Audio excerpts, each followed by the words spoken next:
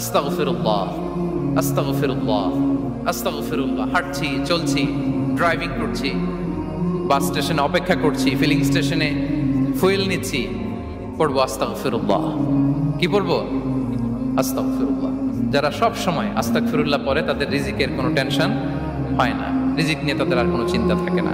আল্লাহ নবী নূহ আলাইহিস সালাম তিনি ওনার জাতিগোষ্ঠীকে বলেছিলেন, ফাকুলতু আস্তাগফিরু রাব্বাকুম ইন্নাহু কানা গাফফারা।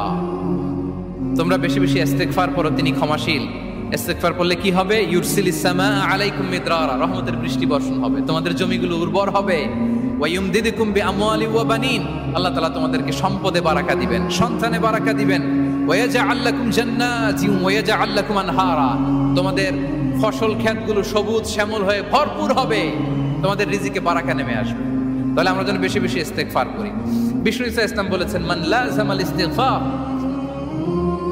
জাআলাল্লাহু লাকুম মিন কুল্লি দীকিন মাখরাজা ওয়া মিন কুল্লি হাম্মিন ফারাজা ওয়া ইয়ারযুকহু মিন হাইসু লা ইয়াহতাসিব।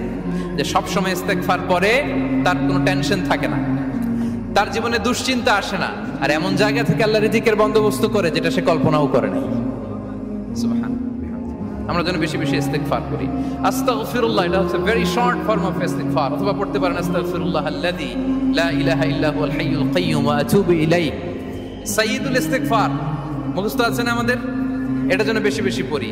ইয়াকিনের সাথে যে সাইয়্যিদুল ইস্তেগফার পড়বে, যেই দিন পড়বে ওই দিন যদি মৃত্যু হয় সে জান্নাতি।